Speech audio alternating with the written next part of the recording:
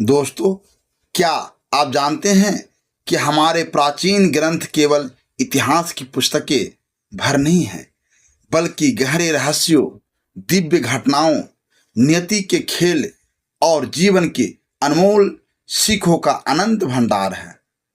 आज मैं आपके सामने महाभारत काल की एक ऐसी अनुपम कथा और पहेली लेकर आया हूँ जो आपके मन को छू लेगी, आंखों को नम कर देगी और सोचने पर मजबूर कर देगी। यह कथा है पिता के त्याग, माँ के दिव्य कर्तव्य, वचन की महत्ता और धर्म के मार्ग की।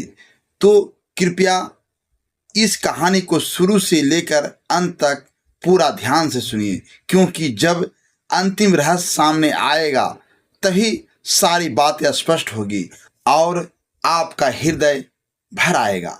दिन में बहन, रात को नारी, सुबह होत बन जाए महतारी। दोस्तों, आज मैं आपके सामने महाभारत काल की एक ऐसी पहेली रखने जा रहा हूं जिसका उत्तर सुनने के बाद आपको यह एहसास हुआ कि हमारे प्राचीन ग्रंथ केवल इतिहास नहीं बल्कि गहरे रहस्यों का भंडार है। पहेली है, दिन में बहन, रात को नारी, सुबह होत बन जाए महतारी। पहली बार सुनने पर यह पहेली साधारण लग सकती है, लेकिन इसका उत्तर इतना सरल नहीं है। इसका रहस्य महाभारत की एक ऐसी घटना में छिपा है जिसने आगे चलकर पूरे कुरुवंश का भाग्य बदल दिया। इस पहेली को समझने के लिए हमें उन घटनाओं को जानना होगा जहां नियति, वचन और धर्म एक साथ खड़े दिखाई देते हैं। इसलिए इस कथा को अंत तक अवश्य सुनिए, क्योंकि जब अंतिम रहस्य सामने आएगा तभी इस पहेली का वास्तविक अर्थ भी स्पष्ट होगा। मित्रों, हस्तिनापुर उस समय आर्यावर्त के सबसे समृद्ध राज्यों में गिना जाता था। राजा प्रतीप अपनी धर्म निष्ठा, न्याय प्रियता और विनम्र स्वभाव के कारण दूर दूर तक प्रसिद्ध थे। उनके राज्य में किसी प्रकार का अन्याय नहीं था। किसान सुखी थे, व्यापारी निडर होकर व्यापार करते थे और प्रजा अपने राजा को पिता के समान मानती थी। राजा प्रतीप का अधिकांश समय राजकाज और धर्म कार्य में व्यतीत होता था। प्रातःकाल उभय स्नान के बाद देव पूजन करते, फिर राजसभा में बैठकर प्रजा की समस्याएं सुनते। संध्या के समय वे अक्सर गंगा तट पर जाकर ध्यान लगाया करते थे। उन्हें विश्वास था कि शांत मन से लिया गया निर्णय ही सच्चा न्याय कहलाता है। एक दिन वे उसी प्रकार गंगा तट पर कुश के आसन पर बैठकर ध्यान कर रहे थे। चारों ओर गहरा सन्नाटा था। केवल जल की मधुर ध्वनि और गंध पवन का स्पर्श वातावरण को दिव्यता से भर रहा था। इसी बीच एक अद्भुत घटना घटी। अचानक एक अत्यंत तेजस्वी युवती वहां प्रकट हुई। उसका रूप अलौकिक था। ऐसा प्रतीत हो रहा था मानो चंद्रमा का प्रकाश मानव रूप धारण करके धरती पर उतर आया हो। उसके मुख पर तेज था, नेत्रों में करुणा और चाल में ऐसी गरिमा की कोई भी उसे देखकर सहज ही आकर्षित हो जाए। राजा प्रतीप ने धीरे से अपनी आंखें खोली। उन्होंने उस दिव्य स्त्री को देखा, किंतु बिना विचलित हुए पुनः ध्यानस्थ हो गए। कुछ क्षण बाद वह युवती आगे बढ़ी और बिना कुछ कहे राजा प्रतीप की दाहिनी जंघा पर आकर बैठ गई। यह देखकर भी राजा के चेहरे पर कोई आश्चर्य नहीं था। उन्होंने अत्यंत शांत स्वर में कहा, देवी, आप कोई साधारण स्त्री प्रतीत नहीं होती, किंतु आपने जिस स्थान पर आसन ग्रहण किया है उसका भी अपना एक धर्म है। दाहिनी जंघा पुत्री अथवा पुत्र वधू के लिए मानी जाती है, जबकि पत्नी का स्थान बाईं ओर होता है। इसलिए मैं आपको पत्नी के रूप में स्वीकार नहीं कर सकता। राजा के मुख से यह बात सुनकर वह दिव्य युवती मंद मंद मुस्कुराई। उसने कहा, राजन, आपके धर्म की मर्यादा का पालन किया है, इसी कारण आपका यश तीनों लोकों में होगा। मैं आपकी परीक्षा लेने आई थी। राजा प्रतीप ने विनम्रता से पूछा, देवी, यदि आप पत्नी बनने नहीं आई तो फिर आपका उद्देश्य क्या है? युवती ने उत्तर दिया, समय आने पर आपके कुल में एक तेजस्वी पुत्र जन्म लेगा। जब वह युवावस्था को प्राप्त होगा तब मैं उसके जीवन में प्रवेश करूंगी। यदि वह स्वयं मुझे स्वीकार करेगा तो मैं उसकी पत्नी बनूंगी। राजा प्रतीप कुछ क्षण मौन रहे। वे समझ चुके थे कि उनके सामने कोई दिव्य शक्ति खड़ी। उन्होंने दोनों हाथ जोड़कर कहा, यदि यह ईश्वर की इच्छा है तो ऐसा ही होगा। मैं अपने पुत्र को अवश्य यह बात बताऊंगा कि यदि कभी उसके जीवन में ऐसी दिव्य स्त्री आए तो वह उसके साथ सम्मान पूर्वक व्यवहार करे और बिना कारण उसके किसी कार्य में बाधा न डाले। युवती ने संतोषपूर्वक सिर झुकाया। अगले ही क्षण वह उसी प्रकार अदृश्य हो गई जैसे शांत जल में पड़ने वाली चंद्रमा की परछाई अचानक लहरों में विलीन हो जाती। राजा प्रतीप देर तक उसी स्थान पर बैठे रहे। उनके मन में अनेक प्रश्न उठ रहे थे। वह दिव्य स्त्री कौन थी? उसने उनके पुत्र के विषय में ऐसी भविष्यवाणी क्यों की और नियति उनके वंश के लिए कौन सा मार्ग तैयार कर रही थी? समय बीतता गया। कुछ वर्षों बाद राजा प्रतीप के घर एक तेजस्वी पुत्र का जन्म हुआ।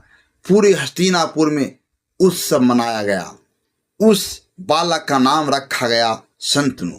राजा प्रतीप ने अपने पुत्र का पालन पोषण केवल एक राजकुमार के रूप में नहीं बल्कि धर्म, नीति और मर्यादा का रक्षक बनने के लिए किया। उन्होंने उसे शास्त्रों का ज्ञान दिलाया, श्रेष्ठ गुरुओं से शिक्षा दिलवाई और शुद्ध कला में भी पारंगत कराया। किंतु एक बात उन्होंने कभी नहीं भुलाई, उन्हें गंगा तट पर हुई वह दिव्य भेंट आज भी स्मरण थी। वे जानते थे कि एक दिन नियति स्वयं उनके पुत्र के सामने आएगी। मित्रों, यहाँ समय किसी के लिए नहीं रुकता। वर्ष बीतते गए। राजकुमार शंतनु अब युवा हो चुके थे। उनके व्यक्तित्व में तेज, विनम्रता और अद्भुत पराक्रम एक साथ दिखाई देता था। धनुर्विद्या, रथ संचालन, शास्त्रों का ज्ञान और प्रजा के प्रति करुणा, इन सभी गुणों ने उन्हें हस्तिनापुर का प्रिय राजकुमार बना दिया था। उधर राजा प्रतीप भी अब आयु के उस पड़ाव पर पहुंच चुके थे जहां उन्हें यह अनुभव होने लगा कि राज की बागडोर योग्य हाथों में सौंप देने का समय निकट है। एक दिन राजसभा में समस्त मंत्री, सेनापति और राजपुरोहित उपस्थित थे। राजा प्रतीप ने शंतनु को अपने समीप बुलाया और कहा, पुत्र, राजा का जीवन सुख भोगने के लिए नहीं होता।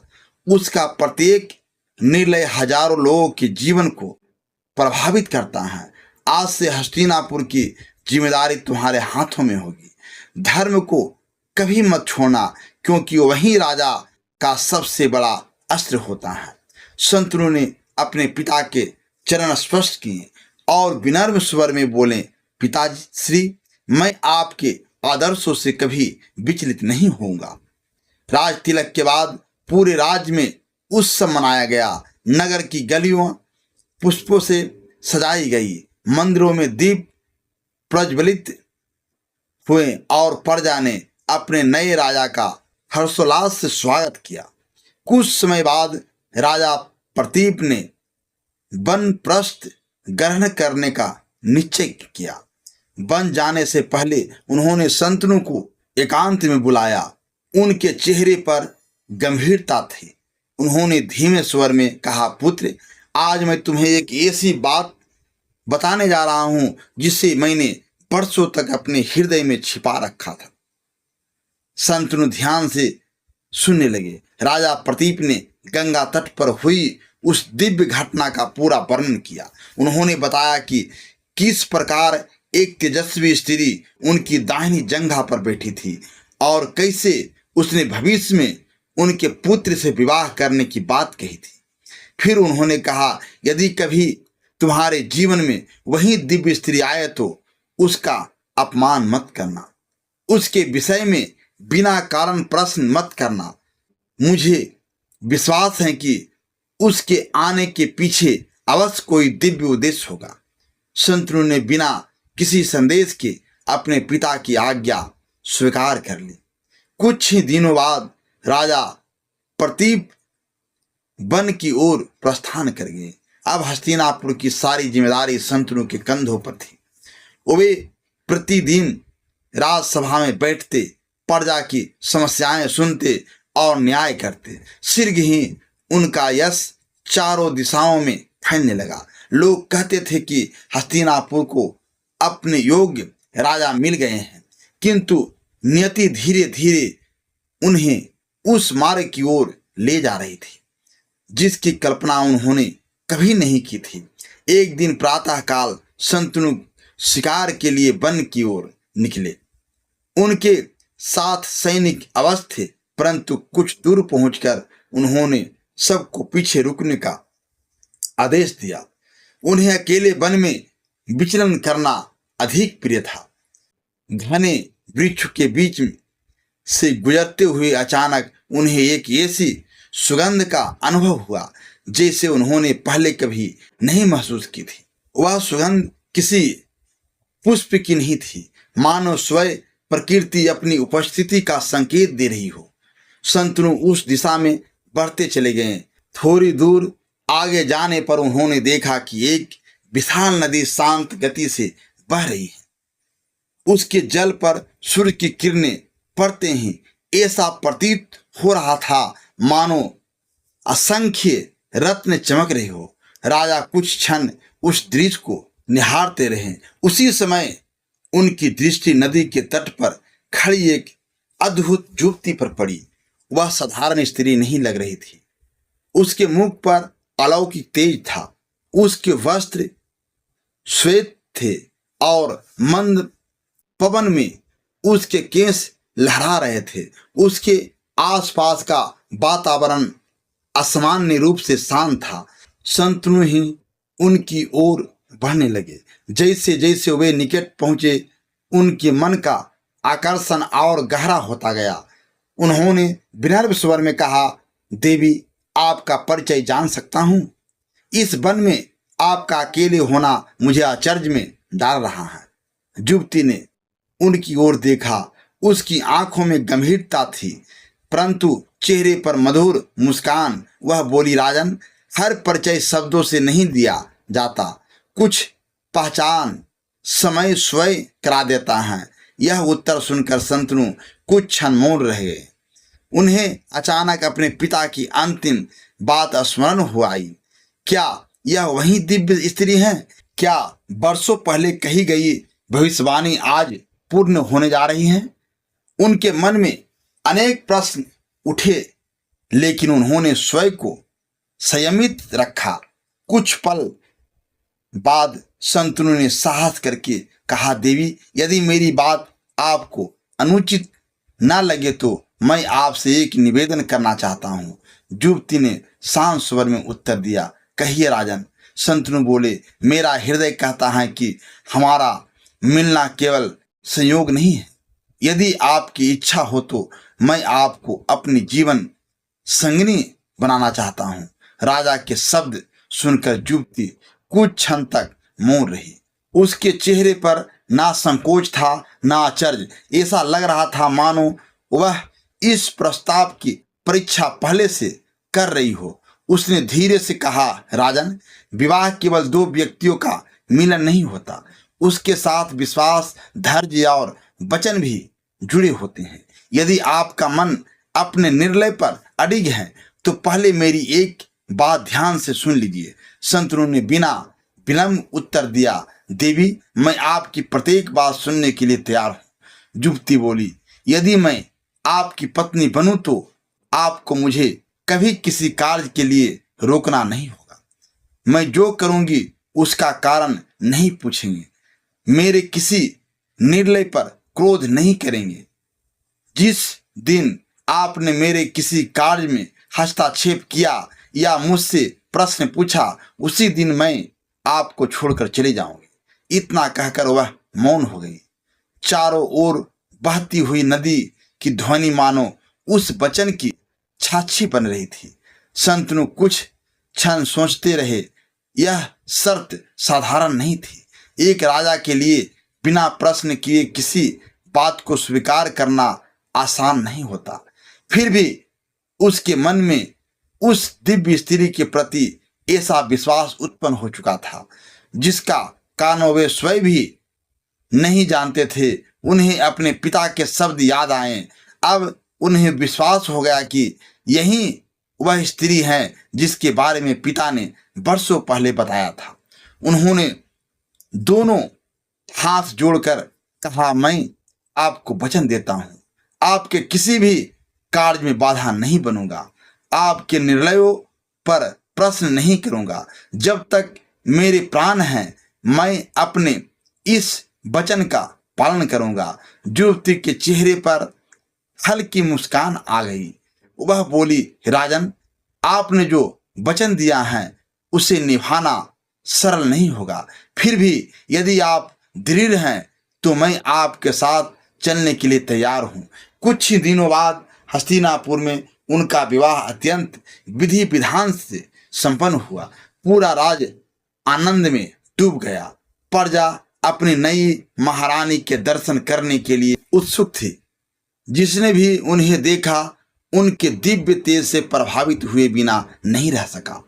राजमहल में उत्सव कई दिनों तक चलता रहा। धीरे धीरे जीवन अपनी सामान्य गति से चलने लगा। महारानी ने कभी राजमहल के वैभव में रुचि नहीं दिखाई। उन्हें आभूषणों का मोह नहीं था। उनका अधिकतर समय नदी तट, उपवनों और एकांत में व्यतीत होता। कई बार वे बिना किसी सूचना के महल से निकल जाती और कुछ समय बाद लौट आती। राजा शंतनु के मन में जिज्ञासा अवश्य होती, लेकिन अपने दिए हुए वचन को स्मरण करके वे मौन रह जाते। समय बीतता गया। कुछ महीनों बाद पूरे राजमहल में एक शुभ समाचार फैल गया। महारानी गर्भवती थी। हस्तिनापुर में हर्ष की लहर दौड़ गई। प्रजा अपने भावी युवराज की प्रतीक्षा करने लगी। नियत समय आने पर महारानी ने एक अत्यंत सुंदर पुत्र को जन्म दिया। राजमहल में उत्सव प्रारंभ हो गया। शंख बजने लगे, दान दक्षिणा दी जाने लगी। राजा शंतनु के जीवन का यह सबसे सुखद दिन था। उन्होंने पहली बार अपने पुत्र को गोद में लिया। उनकी आंखों में प्रसन्नता के आंसू थे। किंतु उसी रात एक ऐसी घटना घटी जिसकी किसी ने कल्पना भी नहीं की थी। महारानी ने नवजात शिशु को अपनी गोद में उठाया और बिना किसी को कुछ बताए महल से बाहर निकल गई। रात्रि का गहरा अंधकार था। चारों ओर सन्नाटा पसरा हुआ था। राजा शंतनु की नींद अचानक खुली। उन्होंने देखा कि महारानी अपने कक्ष में नहीं है। उनके मन में चिंता हुई। वे तुरंत बाहर निकले। कुछ दूरी पर उन्हें महारानी दिखाई दी।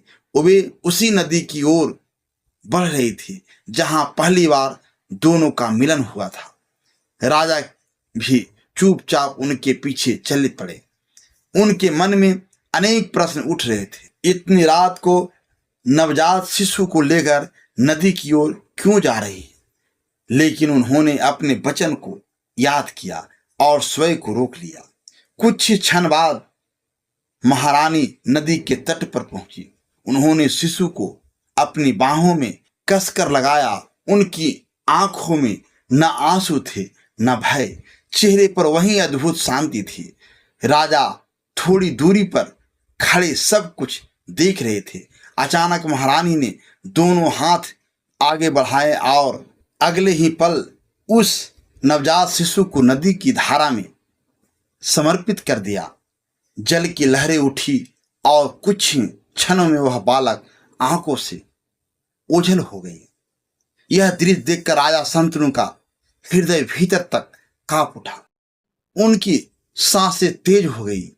वे आगे बढ़ना चाहते थे, चीख कर पूछना चाहते थे, लेकिन उनके ओठों पर उनके अपने ही वचन का पहरा था। वे न बोले और न उन्होंने कोई प्रश्न किया और न ही महारानी को रोका। महारानी शांत भाव से वापस मुड़ी और बिना कुछ कहे राजमहल की ओर चल पड़ी। राजा भी उनके पीछे लौट आए। उस रात न राजा को नींद आई और न उनके मन को शांति मिली। एक ही प्रश्न बार बार उनके भीतर गूंज रहा था, आखिर एक माँ अपने ही नवजात पुत्र को अपने हाथों से जल में क्यों समर्पित कर सकती हैं? इस प्रश्न का उत्तर अभी किसी के पास नहीं था। मित्रों, उस रात के बाद राजा शांतनु का जीवन पहले जैसा नहीं रहा। राजमहल में किसी ने उस घटना का उल्लेख नहीं किया। महारानी के मुख पर वही शांति थी, मानो कुछ हुआ ही नहीं हो। वे प्रतिदिन भी भांति अपने कार्यों में लगी रहती और राजा शंतनु भी अपने राजधर्म का पालन करते रहे, किंतु उनके हृदय में उठी वेदना किसी को दिखाई नहीं देती थी। कई बार वे अकेले अपने कक्ष में बैठ जाते और उस मासूम बालक का चेहरा याद करते। उन्हें लगता यदि उस दिन उन्होंने अपना वचन तोड़ दिया होता तो शायद उनका पुत्र आज जीवित होता, लेकिन अगले ही क्षण उन्हें अपना दिया हुआ वचन स्मरण हो जाता। वे स्वयं से कहते, नहीं, मैंने प्रतिज्ञा की है, यदि मैं अपने शब्द से पीछे हट गया तो धर्म का पालन कैसे करूंगा। समय धीरे धीरे आगे बढ़ने लगा।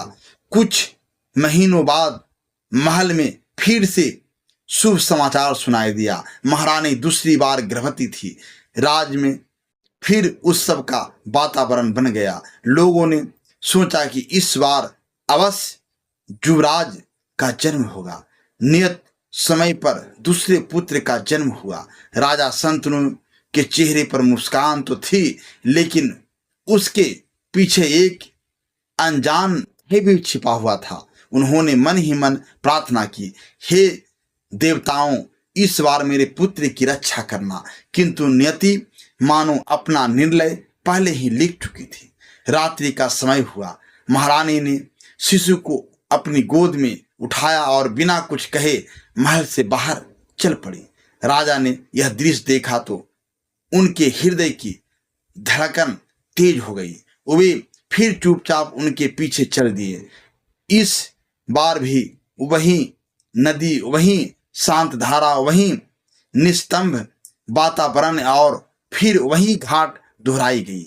महारानी ने दूसरे पुत्र को भी जलधारा को समर्पित कर दिया। राजा शंतनु की आंखें नम हो गई। उनका मन भीतर से चीख उठा, परंतु उनके ओठ मौन रहे। उन्होंने अपने वचन को टूटने नहीं दिया। दिन बीतते गए।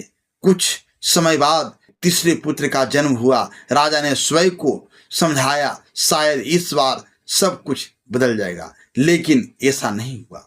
तीसरा पुत्र भी उसी नदी की गोद में समा गया। अब राजा शंतनु समझ चुके थे कि यह कोई संयोग नहीं है, इसके पीछे अवश्य कोई ऐसा रहस्य है जिसे केवल महारानी ही जानती है। फिर चौथा पुत्र जन्मा और वह भी जल में समर्पित कर दिया गया। पांचवा, छठा और सातवां पुत्र भी नदी की लहरों में विलीन हो गया।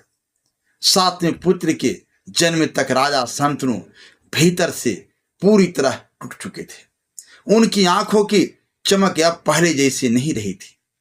राजसभा में वे न्याय अवश्य करते, परंतु उनके चेहरे की मुस्कान कहीं खो चुकी थी। जब सातवें पुत्र का जन्म हुआ तब राजा ने पहली बार अपने पुत्र को देर तक अपनी गोद में रखा। उनकी आंखों से आंसू टपक पड़े। रात्रि आई, महारानी फिर उसी प्रकार शिशु को लेकर महल से बाहर चली। राजा ने उनका पीछा किया। अब उनके कदम भारी थे। वे जानते थे कि आगे क्या होने वाला है। और वही हुआ। 7वां पुत्र भी नदी के धारा को समर्पित कर दिया गया। उस रात राजा शंतनु बहुत देर तक नदी की किनारे खड़े रहे। समय अपनी गति से चलता रहा। कुछ समय पश्चात महल में फिर से शुभ समाचार आया। महारानी 8वीं बार गर्भवती थी। पूरे हस्तिनापुर में प्रसन्नता फैल गई। राजा शंतनु ने भी यही आशा की, लेकिन उनके हृदय में भय पहले से कहीं अधिक था। वे दिन रात ईश्वर से एक ही प्रार्थना करने लगे। नियत समय आने पर 8वें पुत्र का जन्म हुआ। उस बालक का तेज साधारण नहीं था। उसे देखते ही राजा के मन में अजीब सी शांति का अनुभव हुआ। लेकिन उसी रात जब महारानी ने उसे अपनी गोद में उठाया और महल से बाहर कदम बढ़ाए, तब राजा शंतनु समझ गए कि अब निर्णय की घड़ी आ चुकी है। आज यदि वे मौन रहे तो शायद वे अपने 8वें पुत्र को भी सदा के लिए खो देंगे। मित्रों, रात्रि का अंतिम प्रहर था। आकाश में चंद्रमा अपनी शीतल आभा बिखेर रहा था। महारानी ने नवजात बालक को अपनी गोद में उठाया और महल से बाहर चल पड़ी। राजा शंतनु दूर से यह दृश्य देख रहे थे। राजा उनके कदम पहले जैसे नहीं थे। प्रत्येक कदम के साथ उनके मन में वर्षों का संचित दुख उमड़ रहा था। 7 पुत्रों को अपनी आंखों के सामने खो देने की पीड़ा आज असहनीय हो चुकी थी। वे चुपचाप महारानी के पीछे चलते रहे। कुछ ही देर में दोनों उसी नदी के तट पर पहुंच गए। महारानी ने बालक को अपनी दोनों भुजाओं से संभाला और जल के समीप बढ़ने लगी। तभी राजा शंतनु का धैर्य टूट गया। उन्होंने तेज स्वर में कहा, बस अब और नहीं। उनकी आवाज सुनकर महारानी ठिठक गई। राजा तेजी से उनके समीप पहुंचे। उनकी आंखें नम थी। उन्होंने कहा, मैंने वर्षों तक अपना वचन निभाया। मैंने तुम्हारे किसी कार्य में बाधा नहीं डाली, लेकिन आज मैं अपने इस पुत्र को नहीं खो सकता।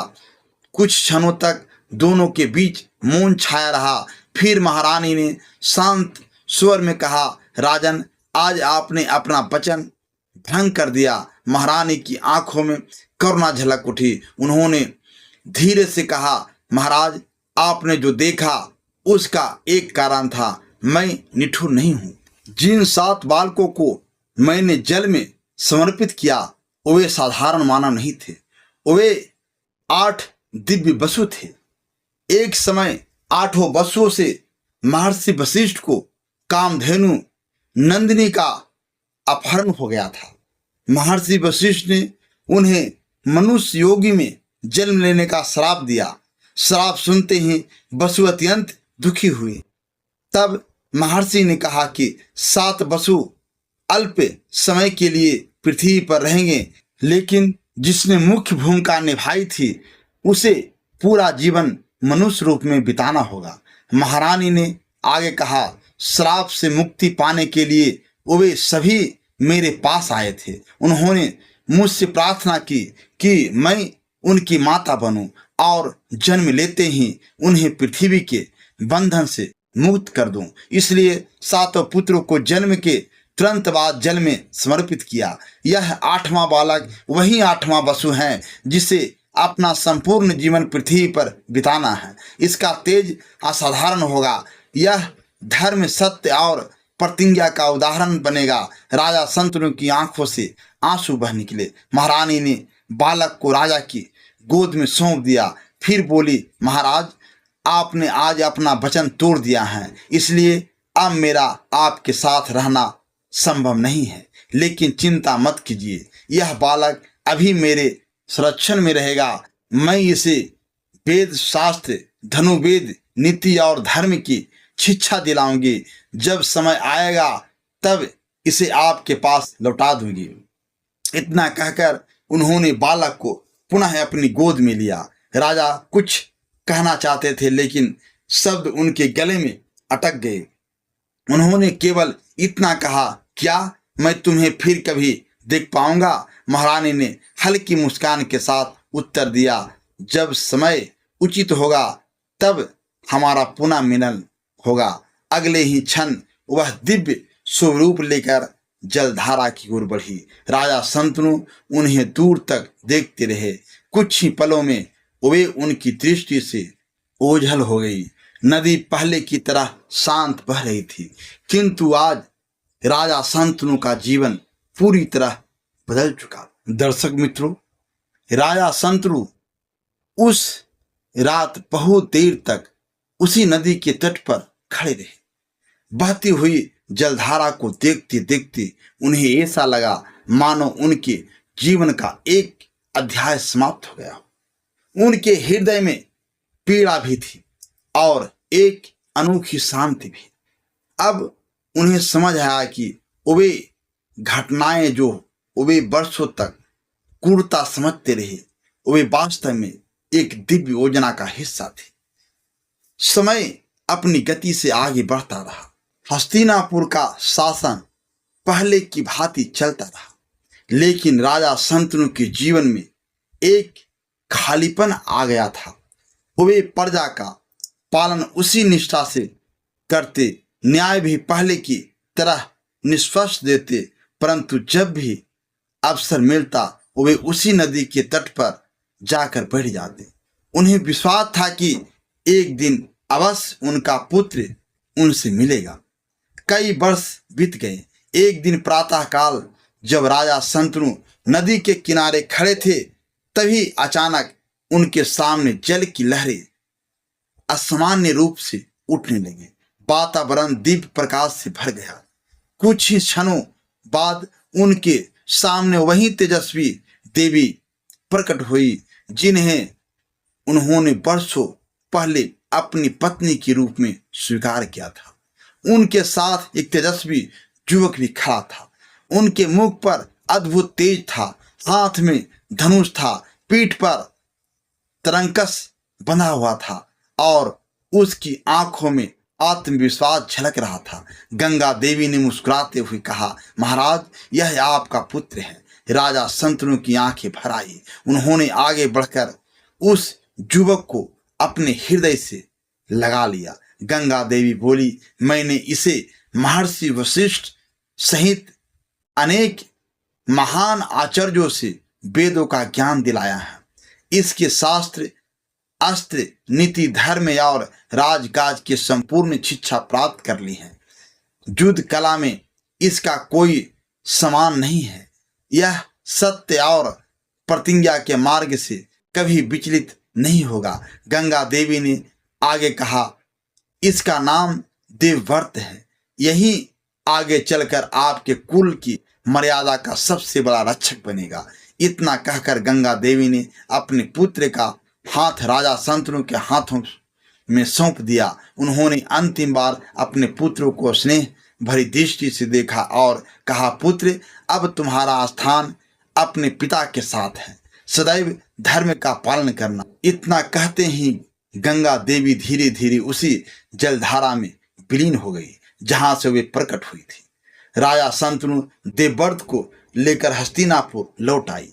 पूरे राज्य में आनंद छा गया। प्रजा ने अपने युवराज का भव्य स्वागत किया। देवव्रत ने अल्प समय में ही अपनी बुद्धिमता, विनम्रता और पराक्रम से सभी का हृदय जीत लिया। आगे चलकर उन्होंने अपने पिता की इच्छा पूर्ण करने के लिए आजीवन ब्रह्मचर्य और सिंहासन का त्याग करने की महान प्रतिज्ञा ली। उसी भयंकर प्रतिज्ञा के कारण संसार उन्हें भीष्म के नाम से जानने लगा। उनकी प्रतिज्ञा इतनी अद्भुत थी कि देवताओं ने भी उनकी प्रशंसा की और उन्हें इच्छा मृत्यु का वरदान प्राप्त हुआ। महाभारत के युद्ध में भीष्म ने धर्म की मर्यादा का पालन करते हुए अपना कर्तव्य निभाया और जुगों जुगों तक अमर हो गए। मित्रों, अब समय आ गया है उस पहेली का रहस्य जानने का जो हमने कथा के प्रारंभ में पूछी थी। दिन में बहन, रात को नारी, सुबह होत बन जाए महतारी। इस पहेली का उत्तर है माँ गंगा। अब इसके प्रत्येक शब्द का अर्थ समझिए। दिन में बहन, यहाँ बहन का अर्थ रिश्ते वाली बहन नहीं बल्कि बहने से है।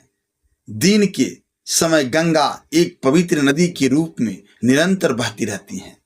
उनके जल से खेत संचित होते हैं, जीव जंतु अपनी प्यास बुझाते हैं और असंख्य लोगों का जीवन चलता है। वे बिना किसी भेदभाव के सबका पालन करती हैं। रात को नारी, महाभारत के अनुसार गंगा ने राजा शंतनु की पत्नी का रूप धारण किया। वे एक आदर्श अर्धांगिनी के रूप में उनके साथ रही।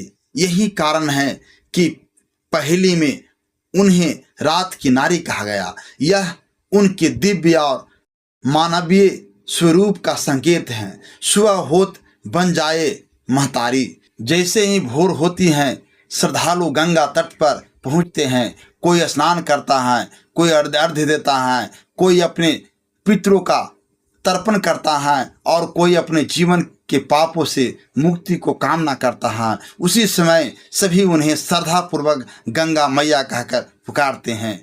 करोड़ों लोगों के लिए वे केवल नदी नहीं बल्कि माँ हैं। इसलिए सुबह होते ही वे सबकी महतारी अर्थात माँ बन जाती हैं। यही इस पहेली का वास्तविक अर्थ है। यह कथा हमें केवल एक पहेली का उत्तर नहीं देती बल्कि यह भी सिखाती है कि हर घटना के पीछे कोई न कोई गहरा कारण अवश्य होता है। राजा शंतनु ने जो देखा उसका अर्थ उन्हें वर्षों बाद समझ में आया। कभी कभी जीवन में भी ऐसी परिस्थितियाँ आती हैं जिनका उत्तर उसी समय नहीं मिलता, लेकिन समय आने पर सत्य स्वयं सामने आ जाता है। गंगा हमें त्याग का संदेश देती हैं, शंतनु धैर्य का और भीष्म अपने वचन का अटल रहने की प्रेरणा देते हैं। यही महाभारत की सबसे बड़ी शिक्षा है कि धर्म का मार्ग कठिन अवश्य हो सकता है, लेकिन अंततः वही मनुष्य को अक्षर बना देता है। तो मित्रों, अब आप इस पहेली का उत्तर भली भांति समझ गए होंगे। यदि आपको यह कथा और इसका रहस्य पसंद आया हो तो इसे अपने परिवार और मित्रों के साथ अवश्य साझा करें। हम फिर मिलेंगे एक नई पहेली, एक नई कथा और हमारे सनातन इतिहास के एक और अद्भुत रहस्य के साथ। दोस्तों, अगर इस कहानी ने आपके दिल को छुआ हो तो एक लाइक जरूर कर देना। आपकी एक लाइक इस कहानी को और लोगों तक पहुंचाने में बहुत मदद करती हैं। और ऐसी ही नई नई कहानियां सुनने के लिए एसपी हिंदी कहानी चैनल को सब्सक्राइब अभी तुरंत करें। धन्यवाद। जय श्री कृष्ण, जय माँ गंगे।